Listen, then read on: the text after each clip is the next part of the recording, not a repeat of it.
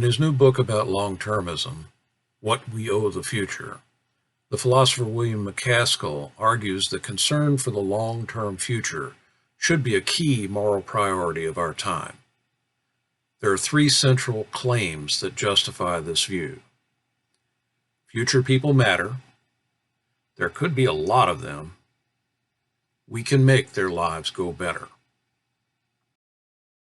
I'll begin the discussion today with Stephen Smith, Stan Hitron, and Larry Clements. The thing that attracted me to this is that it sounded like things that I have said most of my life, and how I was relating how sometimes that caused problems for me, because when I look at a problem to be solved, I look for a long-term solution. And sometimes that's frustrating to people who don't want, they don't want to, I've accused, the expression is, when somebody asks me what time it is, I tell them how to build a watch. And that's not exactly what they want. They want a quick answer. I'm interested in what intrigued you guys about that. Steve, why don't I start off with you? What, as you're thinking about this idea of long-termism, what rings a bell for you? Oh, well, I thought several things. The paying attention to the right time to try to influence technological changes, the biotech, the artificial intelligence, the climate change. There's various times at which we might have a chance before it gets politicized to make a difference for future generations. Get things. There's always good to have some guardrails, have a little sense of what's appropriate and what isn't appropriate. So I thought those were good comments he had. Mm-hmm. Larry, what about you? I thought it was a fascinating article, and I hadn't really given much thought to the concept of thinking beyond the relevant time frame, which for me is the lives of my grandchildren. I want to take care of them, and beyond that, it's all kind of a blur. And the idea of looking eons into the future, well, I thought was really, really fascinating. I've noticed that this guy's not only been on the Ezra Klein thing and on the New York Times, he's shown up in two other magazines that I get, and they're going to do a thing on the NPR 1A next week that's going to have this concept on it. So he's spreading like wildfire here. I guess when I think about trying to just apply these principles and essentially reorganize values in society, I get kind of overwhelmed with the complexity of changing just the whole mindset. It seems like that we live by these days, which is not probably no more than 50 years out for most of us. And if we get past that, then I'm not here, and somebody else will take over. And the idea of looking eons into the future is fascinating. It's incredibly altruistic. And it seems to me quite a chore to get to. Yeah. Stan, give us your take on it. Well, a lot of things were interesting. I mean, first of all, I think it's still fairly abstract, fairly intellectual. There was a lot of interesting, moral discussion, like if you could have stopped World War II, would the world be better off? And he's obviously used to speculating on moral principles at a level that I didn't even do that. Even at Bellarmine, I don't think we all had to take our philosophy courses, but I don't know if we got into it like he does. But the thing that interests me was the idea of plasticity, and whether or not we're where we are. In fact, I was going to send out a question to everybody, and I would have done it if I was sure everyone had listened to the interview. But he talks about moments in a culture or in a history where the world or a particular nation seems ready to, or culture seems ready to, are able to let go of the old ways of looking at things and to consider new ways. And he gives the example of slavery. And in fact, I think that's in his book. They were saying in his book, a lot of it is the history of the anti-slavery movement and how that caught on and how that was able to take hold at a time when even go back to Wilberforce in England, and when in the history of the world, and even great philosophers, moral philosophers, classic philosophers have said that slavery is morally acceptable and certain, et cetera, et cetera. And yet here is this moment in the United States in the 1840s, 1850s, when people were really questioning and advocating for whether, is this right, and what can we do to stop it? And he also gave the example of the, at the United Nations, there was considered that they would control all nuclear material, and Right. that was fascinating. I'm not surprised that wasn't accepted, but it was pretty fascinating that was even considered. So, on the one hand, he gives the example, he gives the analogy of glass blowing, and he talks about how if you there's a period where the glass is very plastic and you can mold it, and then if it starts to harden, you have to heat it up again, and so you can shape it. And the plasticity is like that moment, at that period when things are heated up in such a way that there's a possibility for change and reshaping, etc. But I think if you carry that analogy any further, once it's hardened completely, you just have to break it and melt it all down again. Yeah. And when you think about, slavery was ended in Great Britain without a civil war, but here, there was the most bloodshed ever of American people in a war was in our own Civil War. And so he doesn't talk about that, though, so it sounds like on the one hand, plasticity as a concept is interesting, but on the other hand, in reality, does it get to the point where something is so hardened and the advocates for change are so strong, and the resistance to change is so strong that it comes to a conflict? And I know, Michael, you've talked about your concern about civil war in this country and how some people are advocating for it. Some crazy far right groups want to instigate it, et cetera. And, I think my question I was going to ask everybody is, where in what particular issues that we face today, is there plasticity and the possibility that we can change our mindsets, change our sense of what is right and what is good and what is necessary in such a way that it will ensure a better life for future generations? Yeah. So, discuss. Yeah.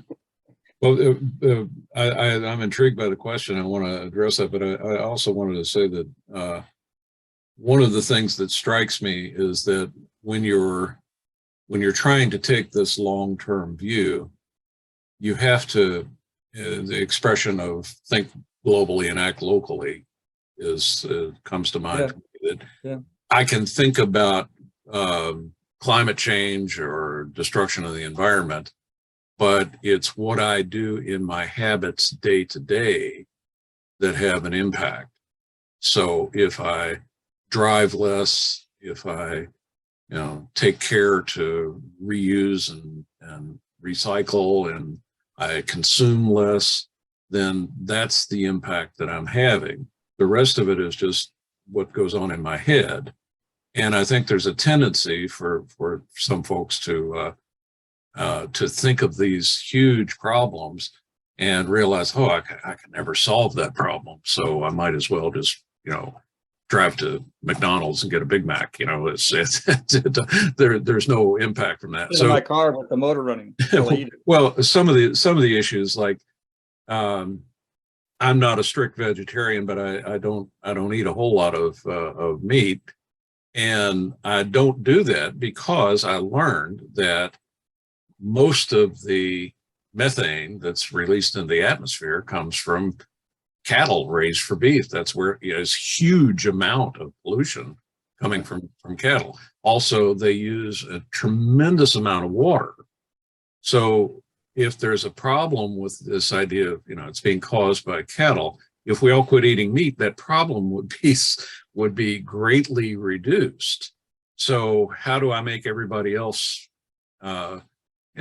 vegetarian? Well, I can't, but I can do it myself, and I can insist on vegetarian options at a restaurant. I can take some small measures to deal with that. And that's how I think the trajectory is changed. I don't know if that's, for me, that's a personal plasticity. It's a matter of how I choose to develop my own habits, and that what I do is a result of a series of choices. And I found it frustrating because most folks don't think that way. So when you offer them a choice that says, don't eat the hamburger, they don't understand why. They think you're crazy. Why wouldn't you want this thing? Yeah. Well, I don't want it for the same reason I don't shop at Walmart. Yeah. Because Walmart is damaging a lot of people in their business practices. Why I don't do certain things and why I do other things is based on that long view. And so that's what intrigued me about the approach is it's not so much what he writes specifically, but his perspective. So, but your question about plasticity, Steve, you want to handle that one? In what areas let me see if I can rephrase it, Stan, in what areas of our life now do we have some chance to alter the future by taking advantage of the plasticity in, I would guess, things like bioengineering, as some of these things have not been cast in glass yet. About it. I think that's what he pointed out in the podcast, that biotech and artificial intelligence were two of those areas. And I think maybe he mentioned how we treat nationalism, how we treat others who aren't in our nation. Mm-hmm. And it seems to me that climate change is another one that there may be some room for new approaches. Mm-hmm. Larry, you have a... It seems to me that the most placid thing that I can think of right now in the environment is the state of our political forces between the left and the right. That's as unsettled and as fluid as maybe ever, maybe since the Civil War. And we don't know which way that's going to go. And we all have our hopes that it's going to go the way that, to the left. But it's certainly in a state of upheaval. I read a blurb today where ex-CIA official or somebody said that the GOP is the most dangerous political entity ever. Yeah. And that's a state of change. And also it could be seen as an opportunity. The forces that have led us here have been around for a long, long time. And we're headed toward probably some type of resolution, hopefully into a better place. But I think obviously something's going to break here at some point. It's going to either subside and get back to what we think hope is a normal, or things are going to erupt. Very placid situation, I guess. It's an explosive situation, but it's also an opportunity because the forces that are really driving this, again, as Cox Richardson pointed out, have been around for centuries. And they've come to the surface now because I think that the people that are most rambunctious feel the most threatened. They see it as the greatest threat to them more than ever, and they have a voice, someone who can articulate it for them. And that's an opportunity to gain some resolution. I don't see how that is going to happen at this point.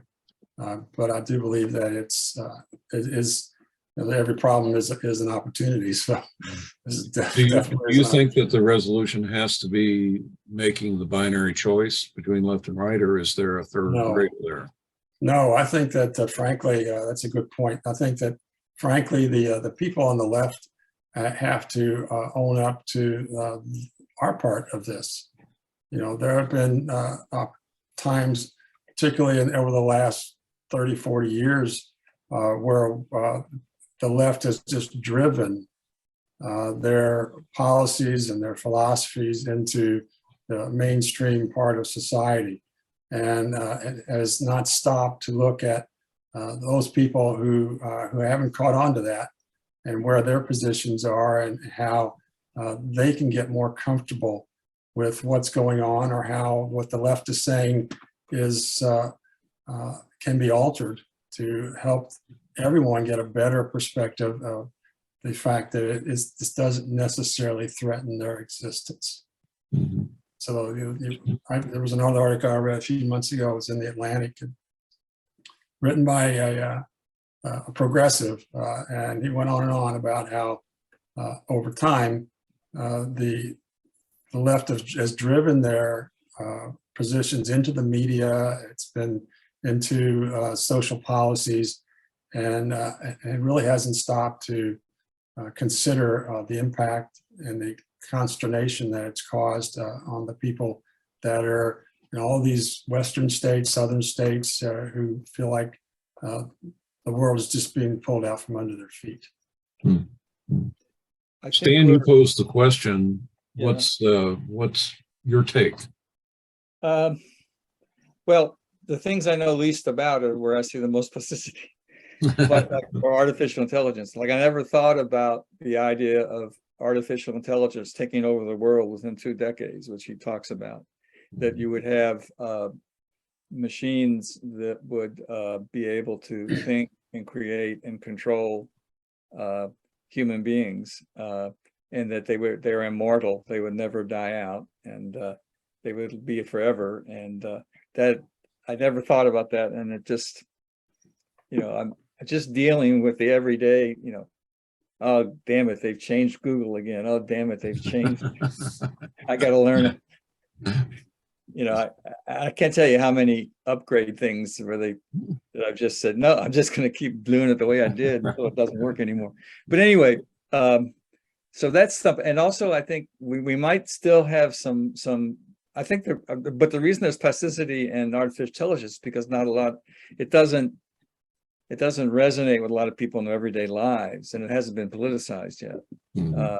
I think, unfortunately, environmentalism has been politicized to the extent where you can't get anything done. I mean, look at this recent, I was surprised to be reminded that, Clean Water Act and the air pollution, all that stuff, I think Environmental Protection Agency was started under the Nixon administration. Yeah, right. And a lot of those environmental legislation was bipartisan.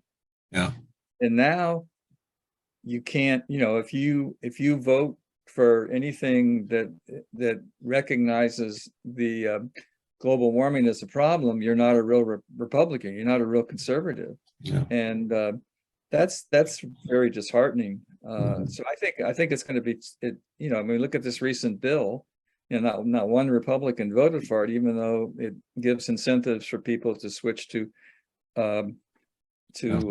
solar energy and electric car. And Michael, you talked about what are the choices I make in everyday life can impact the future, and so if I choose, like I'm considering, well, it's a long story, but anyway, I'm looking at putting solar on this new house we're building on the Cape.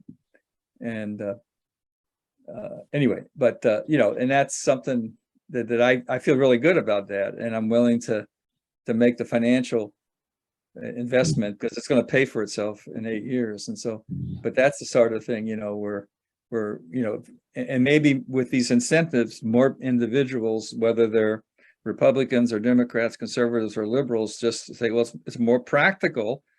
I save money if I go with solar, and or if I buy an electric car, I get all these tax breaks. And, you know, money is bipartisan, right?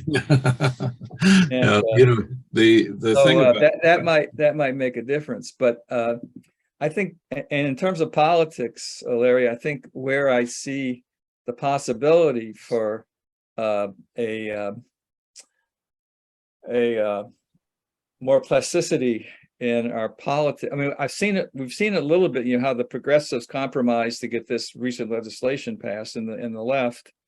And so that's, you know, you see some flexibility there. And I think what's happening with this whole recent Mar-a-Lago FBI stuff, you see Republican, and with, you know, Liz Cheney, you see more Republicans in Congress, in power, questioning whether or not we should just back Trump fully on this, or whether we need to. So there seems to be, I mean, you see these articles. I mean, I don't know, since Trump's been around, you've seen articles about how some people in the Republican Party are resisting or showing opposition, but it still ends up being Trump's party, and it still is Trump's party. Not that it hasn't changed, but I don't know if we could see more people backing moderate Republicans. You know, that might be a sign that we could get away from this polarization, and we could get some bipartisan action on problems that threaten us seriously.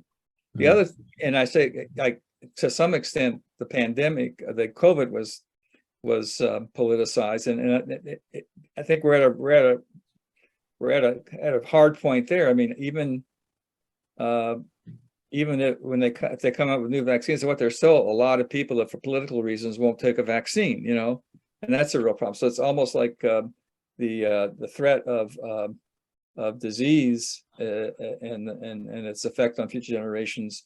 You know, the solutions that we could come up with, they have been politicized to a certain extent, and it may be, I don't know. I'd like to talk to somebody who was dead set against the vaccine and then got COVID. I mean, do you have to have COVID to decide that you're going to get a vaccine, or are you going to?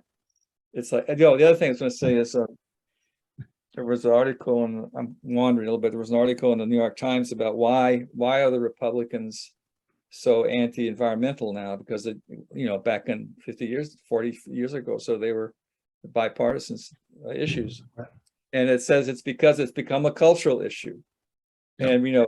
They talk about plasticity as a time when there's a possibility the culture will change. But what's happening in our politics is the cultures are hardening. And in the Republican Party, if you believe in global warming, you're not a real Republican anymore. You're a rhino now. Yeah. And that's a hardening. That's not a loosening of the status quo. So I think we're definitely at a point of we're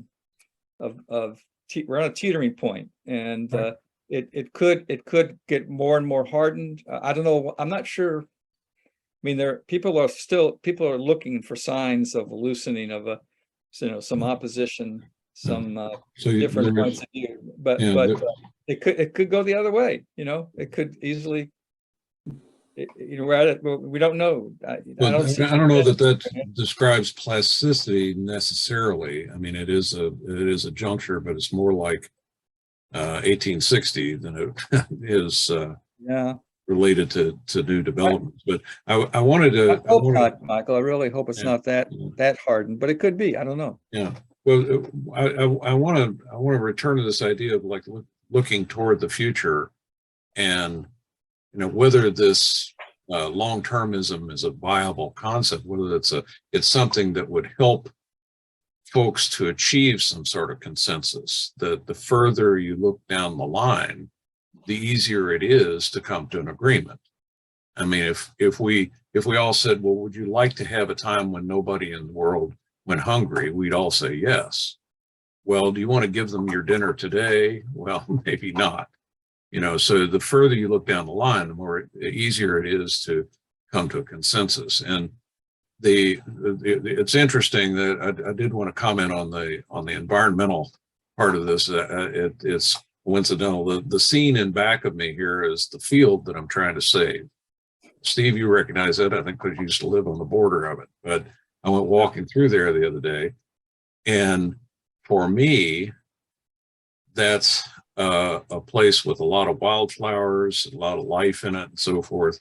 For other people, it's just an empty lot. There's nothing there. And changing the way people think about things can best be done by posing this in the future. And I'm really working on this now because, ironically, I watched a little bit of Ken Burns' series on the national parks. And on a macro scale, what Lincoln and the Roosevelts did with establishing the national park system is the same struggle that I'm going through with this. They faced people who wanted to make money. They wanted to build cabins in the Grand Canyon. They wanted to put, they had already done some things at Niagara Falls, and they wanted to take these places and exploit them. And Roosevelt had to fight hard to to capture all of this area. And one thing he mentioned, I don't want to go on too long with this, but one thing he mentioned was someone writing at the time, it may have been someone from Congress, said that in the development going westward, that we were struggling to protect our people from the wilderness. We were protecting them from the wilderness. Now that displays a mindset that says the wilderness is a threat to you and you have to overcome it. And it was John Muir who said, no. The wilderness protects us. You have to think of it a different way. And luckily, there were enough people who bought into that idea.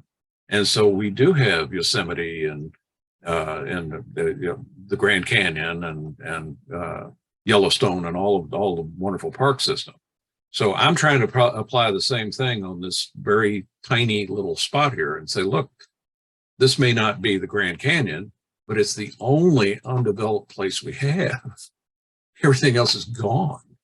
So I'm making an attempt to put that idea in someone's head that if you take that field and plow it under and put this, Larry, I don't know if you're familiar with I think I mentioned it in a session that you attended there, but they're planning to build about a 290 unit, 5-story apartment building in this place. And the rest of it will be parking lot. So there won't be any open space left there at all. And I think that's terrible because I look toward the future, because I'd like to think that my grandchildren's grandchildren would still be able to see an open field with nothing on it. I think about what a difference it was growing up in an area where things were like that than a kid who grows up in a tenement in the middle of an urban area. It affects you very profoundly. So, at any rate, I think the change in the mindset is what I'm interested in. Steve, I don't know if that is related to politics. It's more values, I think. I don't know, but I've gone on too long there. But certainly the thread of the moral actions, the morality of the actions that we take now should be considered. I liked his little analogy about the glass on the path. Right. If you break something, there's some glass that it could harm somebody. Yeah, that's bad if tomorrow there's a hiker and it gets harmed, but it's no difference if it's 10 years or 100 years or 1,000 years. Somebody gets harmed because of something that you did. You have to consider the moral consequences of that. And so I think to the extent that people culturally, societally can get the message to think about your actions in longer terms, and especially those things that we know have a very long impact, nuclear waste or climate change or allowing new weapons of mass destruction to be developed, places where we control it and do something now that'll have just even a little bit of a positive influence on future generations. It makes a difference.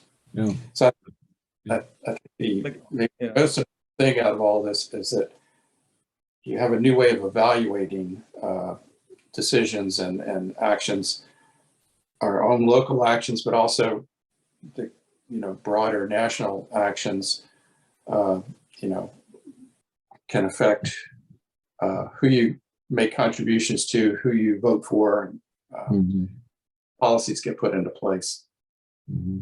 It's interesting that has this that need to have a kind of perspective that goes very long, is that something that religion addressed for people in the past, that this is, you know, looking beyond yourself, looking maybe towards an afterlife, but looking at something in the future? Is that, I think the Catholic Church certainly was very good at that. They would create a policy in one century, and it's still the same policy 7 centuries later. Yeah.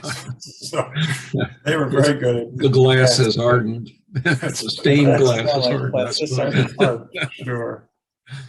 Well, there, recently there's been some articles in the news about evangelicals looking to environmentalism as being biblically centered. There's the Lord created this earth, and he made us stewards of it, and it's our moral responsibility to tread lightly and leave it in as good a shape as we found it for future generations. So there is some of that happening, I think, in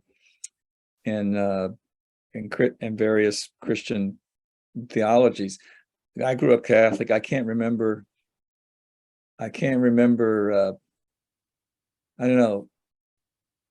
Nothing comes to mind right away of something, a value that I learned that would make me think more about my responsibility, what I do today and how it affects future generations. I don't really remember anything specific to that particular issue. It was more calcified. It was more rigorous, and that's like it was doctrine. Well, it seems that in the religious sphere, the total emphasis is not on the advancement or survival or of the human race. It is on your own personal development and looking toward the hereafter. So they just, they skip the what's going to happen to anybody else later, and what's going to happen to you. So it gets pretty personal at that point. But there's a lot of emphasis today on the present and being in the present. And if you look at, Richard Rohr, he's a Franciscan priest. He started his ministry in Cincinnati, but he's a mystic now. I'm going to call him. He lives out. He has a place out in Arizona or Nevada, someplace out in the desert, and he has an organization called Contemplation and Action or Thought. And anyway, and he's written a lot of books, and but it's not so much about taking care of yourself or your immortal soul or whatever, but it's more about having a relationship with the divine in such a way that you are more attuned to God made the world, it's good, he wants it to be good. How do we help God keep the world healthy and good and suitable for future generations? And his approach is not as doctrinal as an organized church might be. In fact, he's been critical of organized Christianity in general. I mentioned this topic that we're discussing tonight. I mentioned it to Dustin. Larry Dustin, my son Dustin, lives in Chicago, and he's been participating in this as well. And the first thing that I was 30 seconds into explaining what this was about, and he said, "You need to read more Native American culture." Because what you're talking about is that, and I find it interesting, the concept of democracy as we know it has in this country can be attributed to the Iroquois, and in many ways they had established the basis for that type of governing body. But we might learn more from Native American spirituality in terms of taking the longer view and not separating yourself from the earth, but understanding that you're part of it, you come from it, and that you have an obligation to the earth in the same way that you have an obligation to your children. and you have an obligation to the future, just as you have for the present. So I find that very interesting. The discussion in his book goes next into trajectory change. We may talk about that next time. I don't know how far you would like to carry this conversation. I find it fascinating, but I don't want to beat it to death. So before I forget, Sure. one thing that MacAskill talks about is the importance of, and I think Steve mentioned it, the importance of value change. Mm-hmm. And like there had to be a although they speculate that slave owners really think that slavery was okay, or did down or deep in their hearts they know this wasn't, but anyway, that's neither here nor there. But the point is that the values had to change for the social practices to change, to end slavery. Mm-hmm. And I was thinking of a value change that both Mike, you mentioned, and that John Muir, you give an example of John Muir, who's probably one of those moral weirdos, remember? Yeah. About who of them. Yeah. John Muir, he was one of those moral weirdos. But anyway, but the point being that wilderness has a value in and of itself. Mm-hmm. And that's what you're saying, Mike. I mean, this open space contributes to our lives in a very important way, and we should cherish it and we should value it. Yeah. And that's a hard move. Yeah, it's a hard, I mean, I don't know how you convince people, but it is an idea that's out there, and it's one that, like you said, people that cherish the national parks and want to preserve them. Yeah. But that's a value that would definitely, if people started to understand that wilderness, that nature in and of itself, as it is, untouched by human hands, undeveloped, is a good in and of itself. Yeah. It's of great benefit to us, and we would be wise to protect that as much as we can. Yeah. That's a terribly difficult idea to get across to someone who hasn't arrived at it on their own. Yeah. Before we go, may I interject a little humor here, because this relates to the recent GOP primary in Wyoming. And you may be familiar with Andy Borowitz, who writes for the New Yorker, but anyway, he does satirical little jabs at current events. And he's written a fake headline here after the defeat of Liz Cheney. And Trump is enraged after drunken Giuliani calls the Wyoming vote rigged and demands a recount. I hope we can hear. Horowitz is great. I hope we can hear a recording of Rudy's testimony. That'd be wonderful.